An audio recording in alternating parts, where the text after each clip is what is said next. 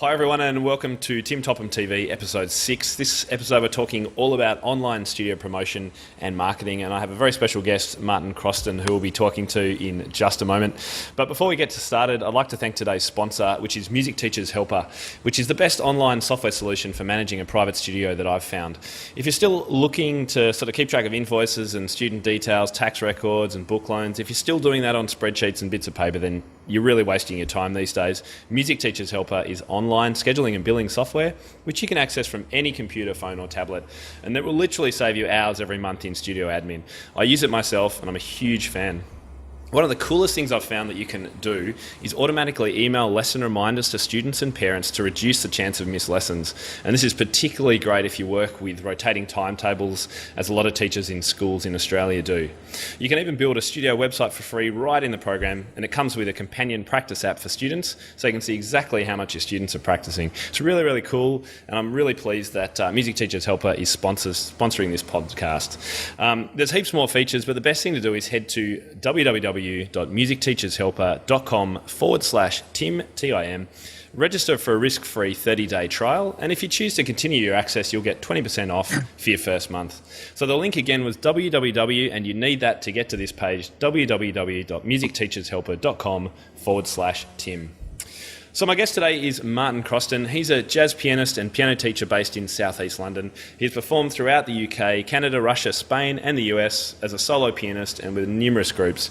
He studied in the UK, in Russia and the USA, and he currently teaches jazz piano. He's a session muso and performs at weddings and functions in London and the home counties. Martyn, welcome, and thank you so much for joining us.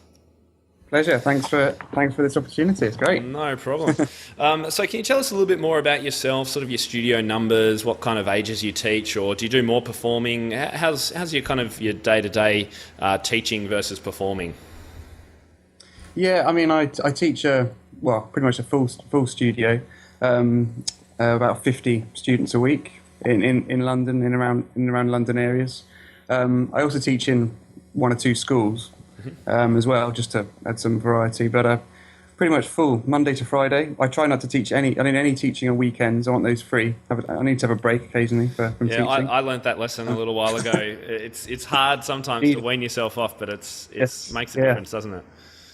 Need to recharge, yeah, and that's obviously weekends is when I do performing as well. More performing, whether it's a gig with my band or a solo sort of performance at a wedding or function or something. So. It's good, and I think it's important for teachers to have that balance. I think if you just teach and nothing else, it can sort of weigh you down. I think you need to perform. You need that kind of release creativity and so on. Yeah, and performing can be sort of accompanying, can't it? Or it can be any kind of church performing or bands or whatever. Yeah. I tend to agree. Yeah. Yep. So hopefully my readers will know your name, because I did a review of your ebook, which was How to Find Music Students and Promote Your Teaching Business. And then I found out about this probably 6 months ago or thereabouts, and I just loved it. I thought this is gold for music teachers, and this isn't actually specific to piano teachers. It's for all music teachers. All music, because we sometimes a lot of us don't really get the online kind of process, how that all works. So can you tell me what's the premise behind your writing the ebook? Because it sounds like you pretty much, you do a lot of teaching and performing. How have you come to have a bit of specialty in this area? Yeah, well, it's I'm trying to thinking back now. I got into internet marketing a few years ago. Whilst I was teaching all my teaching lessons and so on, piano lessons. One of my friends gave me a book called Search Engine Optimization for Dummies. One of those. Yep. The yellow and black books. The yellow one, yeah. And this is a few years ago, and I really, was reading it, really got into it, and I kind of optimized my pages on my website to try and get more weddings, get more. I didn't think about teaching at the time, to get more sort of weddings and functions and so on. And it worked. I was right high up in the rankings, and I thought this is interesting. And then I came across a forum called Warrior Forum. It's an online internet marketing forum. I just came across it, and then it kind of grabbed me. I sort of seeing people how they can earn money on the internet, basically from different sort of sales of different niches and so on. And over the past couple of years, I was kind of looking at all this sort of stuff and getting quite interested into it. And I learned a lot about the online sort of marketing and so on. Tried a few different niches and different other things, didn't work out. And then more recently, I've just tried to apply what I've learned quite a lot over the last couple of years to music teaching. And I've created this book, put the two together effectively, trying to make it, so all these tips, all the stuff I know, trying to make it work for music teachers, to help them find more students effectively. Yeah, it sounds great, and that's exactly the title: How to Find Music Students and Promote Your Teaching Business. So while the title doesn't say anything about online, the focus definitely in the book is about online promotion. Yeah, it's more. Yeah, So, I mean, there's a little chapter on offline as well, because you need to do both. But yeah, it's more. I think there's more emphasis on online. That's fair. That's true. Yeah. Well, I was going to say, how important do you think the online presence is for piano teachers? So, and anyone in a country town or a big city. I can imagine teachers who don't have a website or anything going, oh, I can't be bothered, it's too hard. And I've already got quite a lot of students. How important do you think it is? I think it's essential. I mean, I've had this sort of debate with other music teachers. There's obviously different Facebook groups and so on with piano teachers, and I've sort of mentioned that I think it's essential. Some say, oh no, word of mouth's fine. Some say that. It's, oh yeah, I've never advertised. They say this. Oh, some people, I've never advertised at all. I just teach, and then more students come. And I'm like, oh, that's great. That works for you. But I think unless you've got a sizable numbers, unless you've got a solid base number of students, I think you could be waiting a long time. A long time. Yeah. And don't forget, there's more and more with all the colleges. I don't know what it's like in Australia, but in the UK, and certainly when I was in America as well. There's so many students in colleges just being churned out every year. The competition is getting higher and higher of music teachers. So you're going to be competing with other sort of graduates and so on. You need to find some way to put yourself out there. You need to expose your brand, your business, in as many places as possible, just to give yourself the greatest chance of finding students. Yeah, and I think if you think back to perhaps when I was learning. 20, 30 years ago, I think my teacher, she obviously wouldn't have had an online presence, and it would have been fine because she was in her area and a little bit of word of mouth. She had full studio and she was a fantastic teacher, all that kind of stuff. But now, as you say, parents are pretty internet savvy. I would imagine a lot of parents, the first thing they do when they need a teacher for their child is they'll jump on the internet. If they haven't got a connection with the word of mouth, with someone that they know who's learnt from somebody. Yeah, I mean, don't get me wrong. I think word of mouth is the best best way. It's the most effective way. If you're teaching, I don't know, little Johnny or something the piano, and his mum likes how he's progressing, and then she speaks to her friends and say, "Oh, I know, he's a great piano teacher. You got to go check him out. He's brilliant. I really recommend him." They're going to call you, and they're probably less likely to sort of quibble over the price and look around because they trust their friend's judgment. So it's still, but you can't just rely on that. I think you can't just keep waiting for it to happen. I think. Yeah, I agree. Okay, so let's say we're going to go. Yep, we believe we need an online presence. What does that look like? Because there's obviously a few ways you can go down. Your own full website, or do you have a listing on something else? What's your thought? Yeah, as I said, you want exposure everywhere. I think. You've got Google, Facebook. I've got a list here. Google, Facebook, LinkedIn, YouTube, online directories like Yale.com and other local directories. Some are easy to set up. I think, like with, for example, like Yale and the business directories, you can literally just put your name, link to your website, done. You can just leave it and just hope. I think you can pay, even on those online directories, you can pay a little bit more. You can pay a bit of a premium each month, and they'll put your site higher up. Oh yes. That's something to test for yourself. I've never done that personally, but you see some pretty sort of sponsored listings at the top. For music teachers and other sort of subjects as well. Yeah, and that was Yell. Did you say YELL? Yeah, well, that's in the UK. I don't know if you got that in the US or. Don't have it in Australia, but I imagine is that a listing of music or teachers or tutors? Oh, no. Anything. Yellow, it's like yellow pages. So it's So there's that. It's not as effective as it used to be, I think, because of Google. Yeah. In fact, I often get calls from Yellow Pages saying like they're connected with Google now, and they try and get your business and try and sort of sell you some stuff. when UK we've got a site called Gumtree. Yep, we have that too. It's the Australian, it's Australian's website, obviously. Yeah. Gumtree got that in the UK, and I think in the US they have Craigslist. I think then they do. Yeah. That's in the UK as well. But it's not as well known. I think those are sort of directory sort of sites you can just put your advert for music lessons in. Okay, so for teachers at home, kind of sitting there listening or watching this and going, all right, I need some actionable steps. It sounds like one of them would be to find that kind of, that's not a music specific site, but it's just a general advertising sales site like Gumtree, Craigslist, Yell, and just get a link on there. Get something out there. Yes, that's an easy first thing to do, isn't it? Yeah, just take an action, because it's so easy to procrastinate and just think, oh, I need to do this, and you just get like a little sort of a checklist, daily checklist. So this is what I do anyway. I have like a sort of a list of all the Google, Facebook, LinkedIn, and I just try and make sure each day, or at least 2 or 3 times a week, I'm just spending time on these things. So and over time, you get results. Okay, well, it works. Yeah, I think it's worth. I can imagine, because I get a lot of comments on my site still from teachers who feel Facebook is just the biggest waste of time on the planet. It's about teenagers. It's about people telling everyone what they ate for breakfast. It's all that kind of stuff. Now, being a pretty regular Facebooker, and you're the same, I know we'd probably think differently.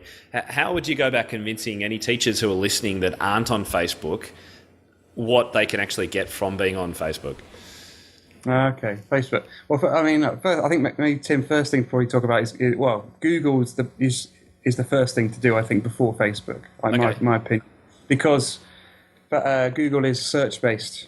So someone will go in like Piano Teachers London, or Piano Teachers Sydney, or wherever, and just that's their first port of call. They're actively searching for that. They want a piano teacher, so they'll type it in. Yep. So you need to make sure when someone types that in, that your site comes up. Whether that's with SEO, whether you've got some way of having a page where you can where they type in that Piano Teacher Sydney or something, and you've got those words on your page, so it will appear in the main listings. Yep. Or you can do Google AdWords, where you can pay, so your site will appear.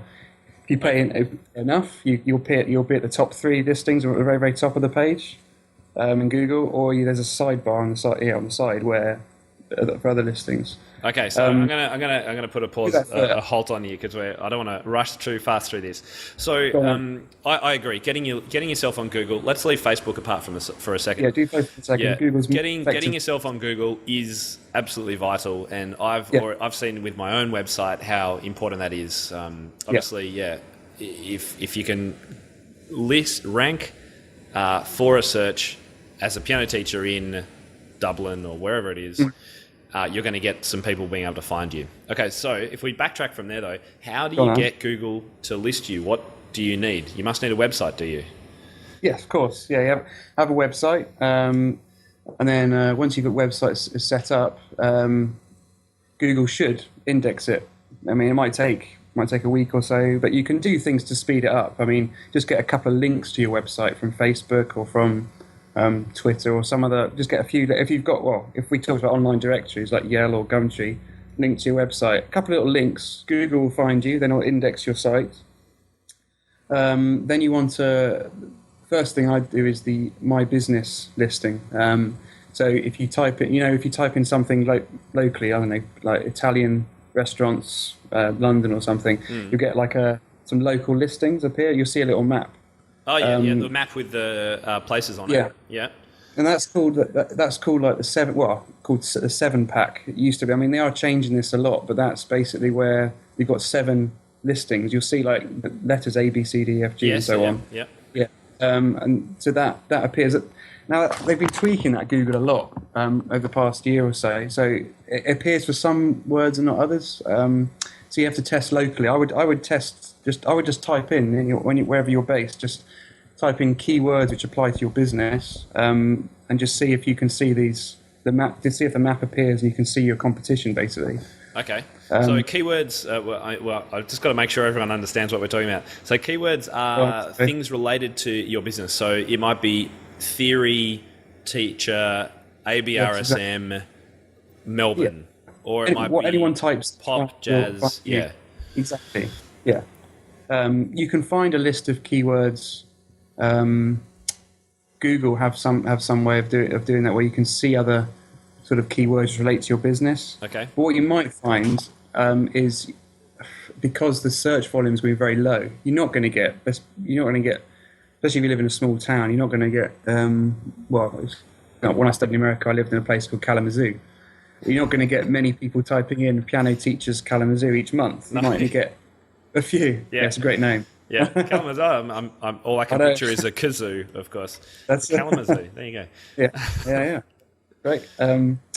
But it's there. I mean, you might Google.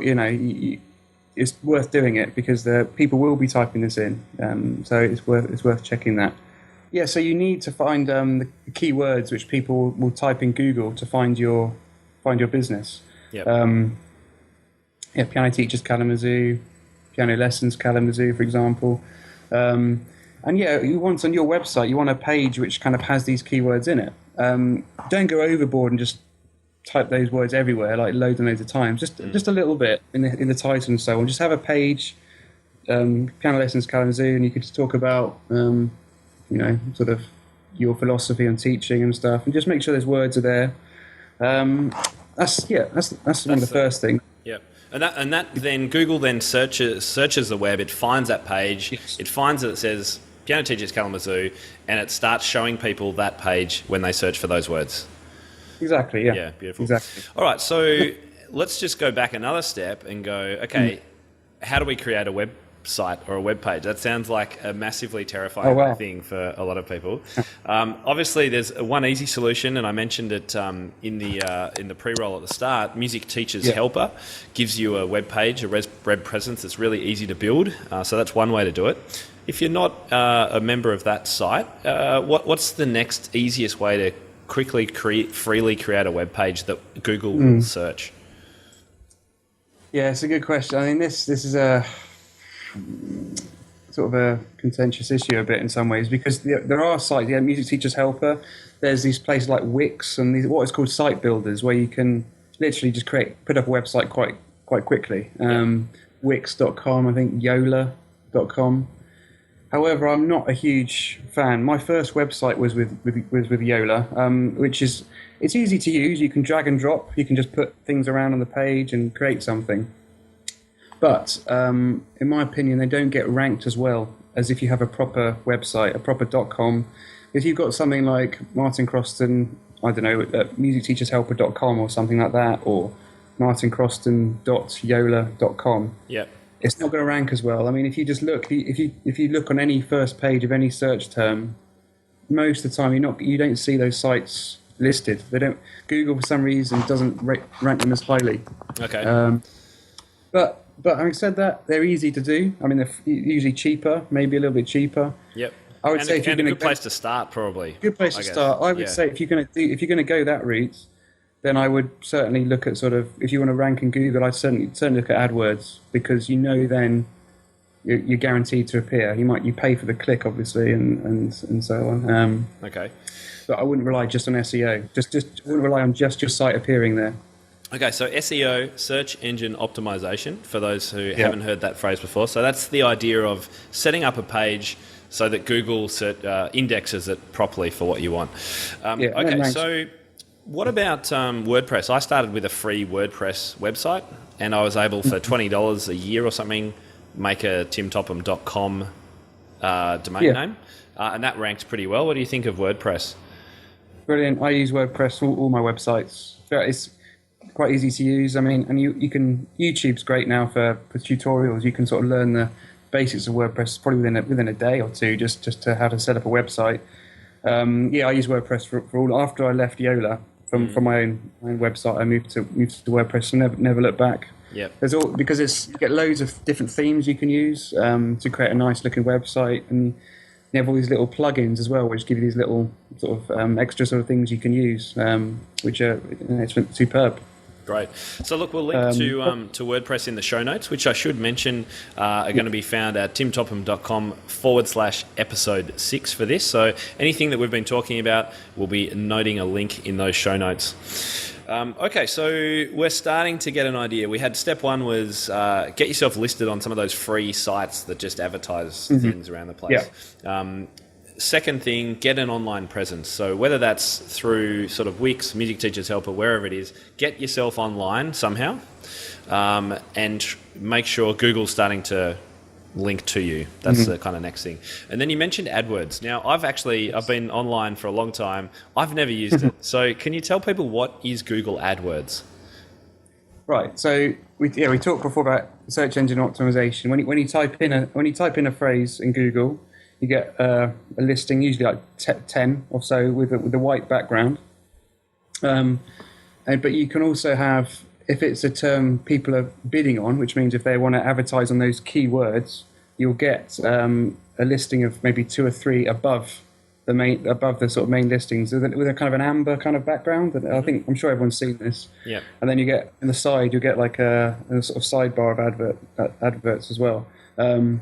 For example, I mean, you probably find, I would type that in. If you type in, piano teachers Kalamazoo or piano teachers Sydney, I'm pretty sure. Well, I would guess more with Sydney, I would have thought, but you'd find you probably see some of these advertised. Certain things will be more competitive than others. If I type in the UK, for example, like function bands London, because I play in bands, I try and use Google a bit with that. It's tons. I mean, obviously, when there's a lot more competition, the price goes up. So this is the price you pay to for a rank click. right at the top. Yeah, you bid basically. It's bidding. So you bid a certain amount to appear on the listings, and the more you bid, the higher your rank. I do like it because I'm personally not a huge fan overall of search engine optimization. It's good to start with, and it's free, but obviously it takes time to get your site there. Google is instant. You can set up a little campaign, and then AdWords, you mean, is instant. AdWords, yeah. And then then within a day, your site's there. For your search terms, you're guaranteed that it will appear. That your site will appear there. Bit of a learning curve with it to get going, but I've got a couple of tips I can share with you and your listeners. Well, and I think you actually go into those tips in your book anyway. Google's and AdWords is one of the first things in your book, isn't it? Yeah, because it's search based. When people are typing in these keywords, they're actively looking for a teacher. They want a solution to their problem. I mean, it can be anything, with anything, and that's why. There's also Bing as well, which is Bing and Yahoo. They have something as well. It's a similar thing, but the search volume's less. Google should be your first port of call, really. I think. Yeah. I think it's definitely the go-to place, isn't it? For sure. Yeah. Okay, so let's. I think the best thing to do is just say, look, there's going to be more information in your ebook about that, and I don't want to sort of spend. We could talk for ages about Google and search engine optimization, all that kind of stuff. But look, it can be a steep learning curve. But as you say, you refer to YouTube tutorials. Jump on YouTube, putting in some of these search terms for, how do I set up a WordPress website, or how do I use AdWords? There'll be lots and lots of tutorials, won't there? Exactly. Yeah, and WordPress is, it ranks well in WordPress sites rank well in Google as well. So yeah. Okay, so we mentioned earlier some social sites. Let's go back to Facebook now. So let's assume they've got their site, it's ranking in Google. Let's talk about Facebook. Okay. Why should piano teachers be on Facebook? Is it worth it? It is. It is worth it. You have to sort of test it, but I have wasted a lot of money I've wasted quite a bit of money on Facebook, not linked to music teaching, but other things as well. You do have to sort of know what you're doing a little bit, but it is definitely worth it. Now you're talking about advertising, right? I'm going to go straight for advertising. What I'd do first is look for Facebook groups. You look at Facebook groups and see if there's any local kind of groups where people hang out. Maybe there's like a New York kind of business group or something, just so you can, where people are advertising their businesses or talking about business things. You could try a few of those and see what you get back. And that's free, of course. Yeah. I'm a massive fan of the teaching groups too. The piano teaching groups on the internet are brilliant. And if there's one thing that I could say to convince any listener who's not on Facebook now to get on Facebook, it's that you pretty much have a community of piano teachers who you can ask any question, you can help them with it. There's a number of groups, and I've got one of my articles that I've previously written is all about Facebook groups, so I'll link to that in the show notes too. I remember those groups as well. Yeah, I know what you mean. They're good. You can learn a lot of sort of good points and tips there for lots of things, aren't there? Really, really good. And do I, when I start a profile, do I have to share everything about myself? And do I have to look at everyone's, telling me about what they ate for breakfast and what the name of the cat is and all that kind of stuff? There's certain things, I think there's certain settings you can have where you can choose who sees your sort of updates. You can, I think it's like everyone or friends and friends of friends. I think they're the three options. Yeah. Facebook are again a bit like Google. They're updating things, and I think more recently I've seen something on the sort of the options menu where it says like news feed preferences. So you can choose what you see in your profile. So you can tick if you join loads of groups, for example. You can make sure which ones you see in your like news feed. Right. Okay, I didn't know that. Yeah, that's really good. I only took this about a week ago, so they're obviously just testing things. So you can. Otherwise, you just end up seeing nothing from your friends and just tons of things from groups, or vice versa. Yeah, depending on what Facebook decides to do, exactly. it can be hard to get your head around. But look, I'd say for anyone that isn't on Facebook, just set up a profile. It's all free, and connect to a piano teaching group. There's I'll link to the list of them. Connect to them, get involved in them, and you don't have to worry about people knowing about you. You can remain private. You don't have to share too much information, and it's just a great way to communicate when you're stuck in a piano studio all day.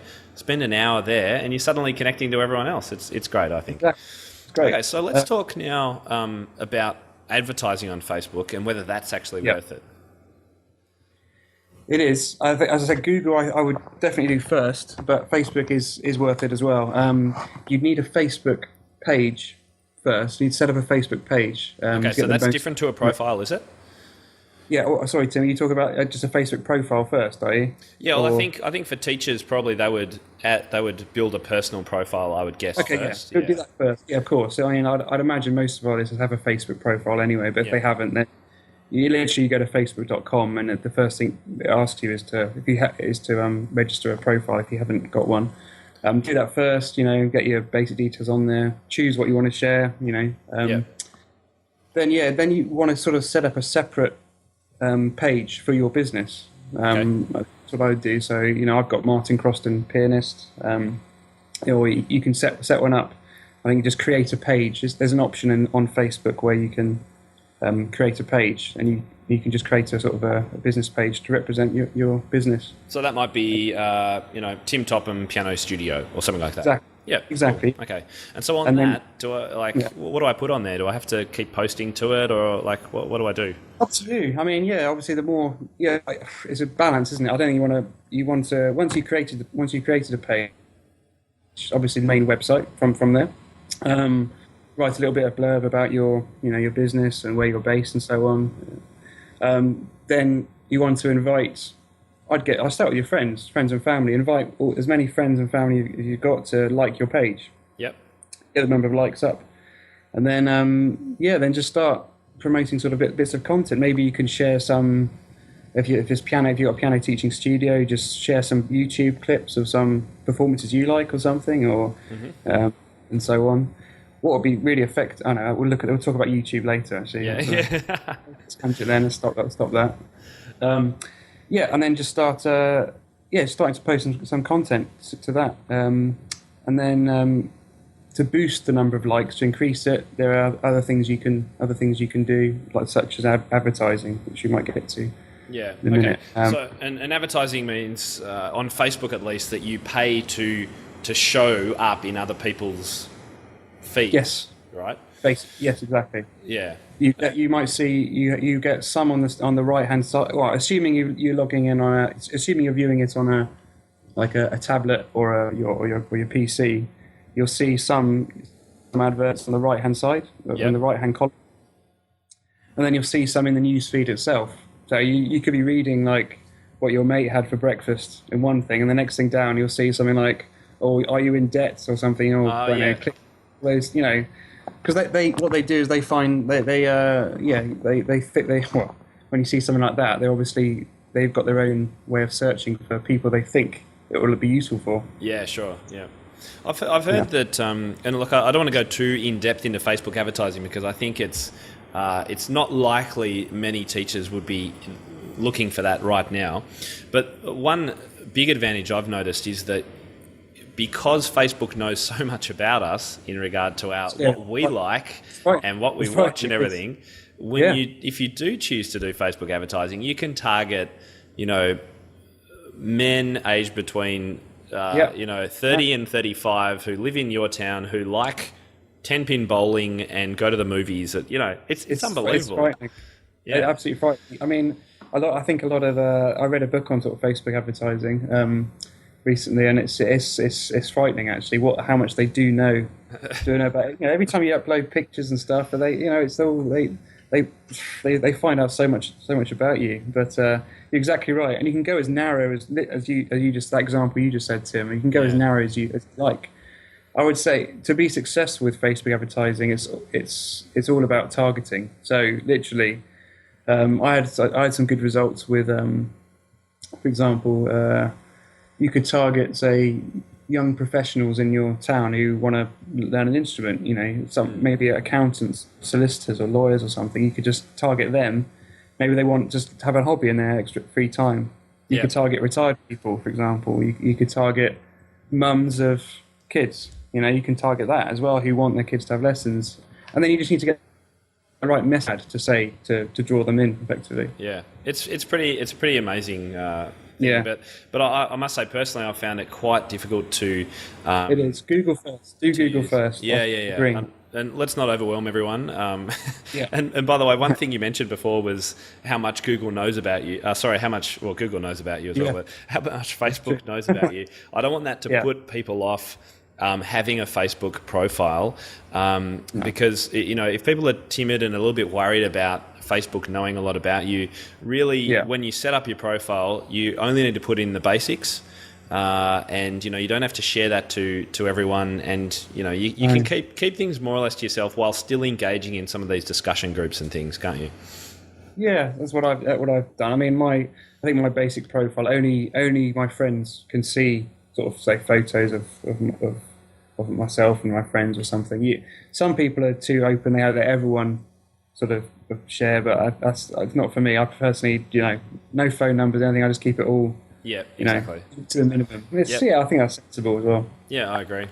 And is there more on Facebook advertising if people are interested in your ebook? Yep. I include it. I say Google first, then I got a chapter on Facebook. We talk about Facebook pages, groups, and then particular Facebook advertising. So I've got some advice there on how to find students that way. Yeah. Great. All right. Now there's a number of other social sites: Twitter, LinkedIn, Google Plus, Instagram. The list is kind of endless, and I imagine a lot of people's heads just kind of explode after just one of those. Is it important to be current in some of those other sites if you really want to build this presence online and get your name out there and get more students?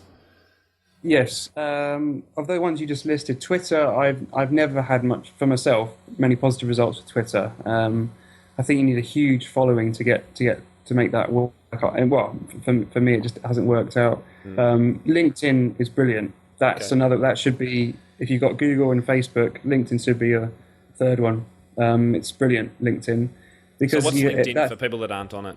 LinkedIn is a website for it's social media, like Facebook, but it's more for business really, business model for people. And it has similar things to Facebook. You've got groups and so on, groups basically it's almost like you can. And when you set up a profile in LinkedIn, it's almost like a online kind of resume or CV for yourself. So you can put your qualifications, your work experience, and so on, and you can sort of connect with sort of like-minded people or other musicians.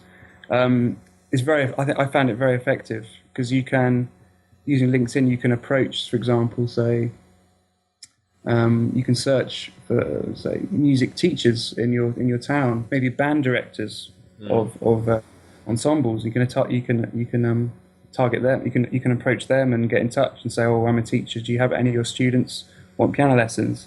Yeah, it's a great way. It's often with email, it can be things get lost or they're not. It goes into a spam folder. With LinkedIn, it's sent directly, and you're dealing with people who are generally quite open as well. I found LinkedIn users to networking with people. Yeah, I've found the same on myself. I've made some good connections on LinkedIn with other teachers.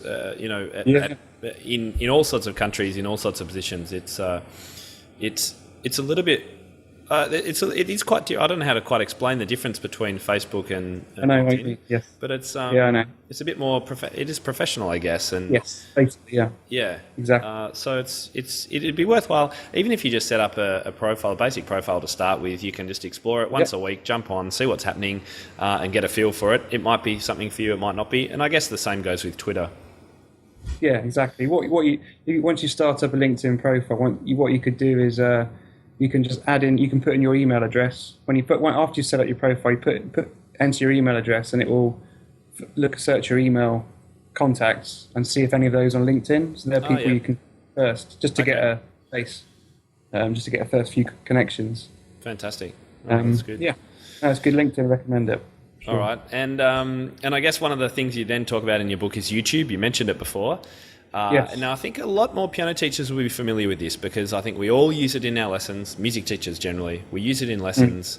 I think probably a larger percentage of us would have posted to it than we might have posted to other social media.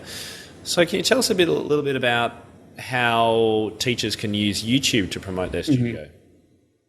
Good. Yeah. You can talked about earlier with Google and keywords and so on. What you can do is you can create a video called, say, Piano Teachers Kalamazoo, or Piano Lessons Kalamazoo. You can create a video promoting your business and link to your website at the end. Basically, that's one of the first things you can do. Okay. You could again with your keywords, make sure it's in the title when you create a YouTube video. And you can make sure and there's tags as well at the bottom when you're creating a video. You can put those keywords in there and in the description. But you can go beyond that. I mean, that could be a basic video just saying, look, this is me. I'm a piano teacher. Click here for lessons. Is that you saying the face? Someone's take of themselves. Yeah, maybe talk. Yeah, my name's Martyn Croston. I'm offer piano lessons. And then just have a link to your website at the end. Yep. But the video is so powerful. I mean, I'm sure you agree with this, that you can do so much with it. You could, for example, maybe show an example lesson or something, or if you get permission of the student, why not show yourself teaching a student or something, showing how you teach and show yourself performing, show the student performing. Yeah. Share some tips. Why not share some little tips or something, and then at the end of the video, click here to learn more. Visit my page if you want lessons.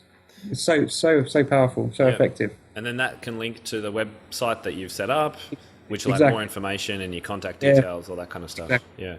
And so, look, if I haven't never done this before, I might be a bit timid in front of the camera. You've just kind of got to go for it, don't you? Just give it. Yeah. I mean, you don't have to. I mean, I guess for the first go, you're a bit shy about using it, about showing your face to the camera. There are certain websites where you can create what's the name of the site? I'm trying to remember it. Animoto.com is a site where you can create like a little you can create a video with you just put in a bit of text, and it kind of just scrolls through little clips of text, like a sort of a I don't know what the word is, with different captions basically. Okay. And it has some music going along with it, and they look quite professional. So you can start with something like that. So you don't need to say anything, or show your face if you don't want to. But Okay. that's a basic one. So that was animoto.com. We'll put a link to that in the show notes. Yeah. That's quite a good site. They look really professional as well. Okay, cool. I didn't know about that one. I'll check that one out for sure. And what about, do I need an expensive camera and lighting and it's not going to cost me lots of money, is it? How does it work? No, I don't think so. No, you can just you can just with your camera on on your laptop. It can do the job. But probably if you're gonna be filming yourself playing, or you only show a student playing, you probably need some sort of camera. But they're not as expensive as they used to be. Really, you can get that quite affordable. You could get like a cheapish camera and just have like a little mic or something set up, or something one of those little sound recorders. Yeah, and even iPhones are getting pretty good these days, aren't they? I know. Remarkable. Exactly. Yeah. Just something, just to show that, yeah. And then you want to take that video, still put that video on your website. You want to, embed that video, which means you put that video in as many places on the internet as you can. So if you can, some online directory, if it gives you the option. I know Gumtree does. It gives you the option of embedding a YouTube video. Put it there. Yeah, sure. It's a good idea. Just spread it around. Don't just leave it on YouTube. Put it as many places as you can. Yeah. And so, yes, you can put a link to that, or you can actually kind of embed it, as you say, using the code that YouTube gives you, chuck it on your own page. It's a great source of promotion. Yeah, you're right. Look, I think video is the way to go. I'm trying to do more and more video. It's ranks highly. People like it. It's engaging. Yeah. It seems to be the way to go. I think you're right on the money there. Cool. Okay, so I think we've covered, it's been really, really brief overview, I know, but hopefully it's enough to start getting teachers to kind of think about some of the options. I know you put you've put a lot of thought into this over the years. Have you got any other kind of points that we haven't covered that you'd like to sort of remind people of or talk about? Mainly it's just doing it, just take action, because it's so easy to put things off and say, I'll do it tomorrow. Just if you can just put aside 15 minutes a day, just doing this marketing thing. It's something we don't do as musicians enough, I feel. Another reason why I sort of created this book, Tim, is I've studied in the UK and I've studied in the US, and both courses, I did a master's in America. Great course, loved it, brilliant, and in the UK as well. But it always felt like you're learning how to be a performer, a composer, but it's like the course finishes and bang, welcome to the wide world. You need to, you know what I mean? And there was no kind of business kind of. Well, I think we had one little lecture or something when I was in America on something about what you can do just to set up a little business or something. But it was so minor. I think it should be a bigger part. So I don't think there's not enough sort of tools out there for musicians and music teachers to sort of find students and so on. I would just create literally 15 minutes a day, create a little action plan. What I do is I have a little spreadsheet in Excel, Monday, Tuesday, Wednesday, Thursday, Friday, and I just put like what I'm going to do each day, a little bit, even 15 minutes. Everyone can find that time, whether it's Google one day and then Facebook another. Okay. One tip I would share is try and don't spread yourself too thin. I know we've talked a lot today about Google, Facebook, LinkedIn, and things like this. Don't start off if you can.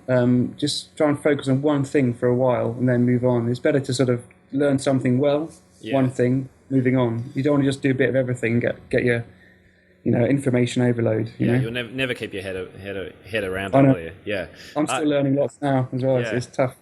I think that's a really valuable takeaway tip. So to just or two tips actually. Take action. So just do something and set aside a little bit of time, but don't try and do a million things at once.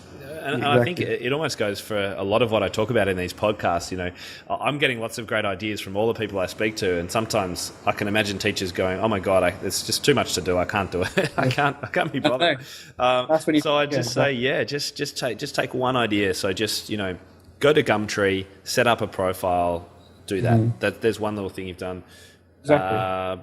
Have a look at WordPress, or check into Music Teachers Helper, see how it works. Just try a few little things and see what happens. I think they're great tips. So look, I'm really excited that you've made a really kind offer to all the listeners for a discount on your ebook. So can you just tell us what the offer is there? Yeah, so my book is normally priced at $27, and it includes two little bonuses as well.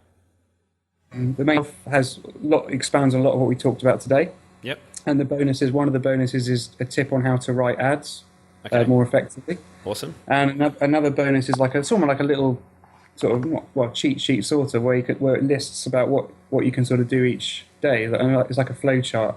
Okay. And as an offer for your listeners, Tim, I'm happy to share that little cheat sheet as a free giveaway. Great. So we'll pop that in the show notes. You can have a look below the show notes. That's at timtopham.com/episode 6. And I said the book's normally priced $27, but I'm happy to sort of reduce that to $17 as an offer for you and your listeners. Awesome. That's really, really good. So thank you. We'll put the link to how you actually get Martyn's ebook. I can highly recommend it. I'll also put a link to my blog post about it, which was how to earn more money from your music teaching business. That was the title of my blog post about his book. Really, really great resource. And as Martyn says, he goes into lots more detail about these things that we've been talking about. Now, Martyn, how do people find you if they've got questions or they want to know a little bit more about you and your background and that sort of thing? Yeah, best thing to get in touch through my website. Again, I'm sure you can put this on your webpage. musicteacherinfo.com is my main website, which offers there's a couple of articles in there which give some tips. A couple of things we haven't talked about today. We've mainly talked online tips today, Tim, haven't we? But there's an article there which lists some offline tips there. Right.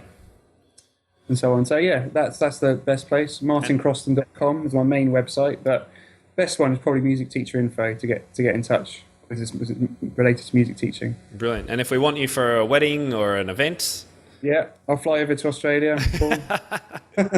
Pleasure. Any chance to visit Oz? My uncle lives out there, so I'd love to. Any chance to go out there, and he lives in Brisbane. I'd like to go out there and play.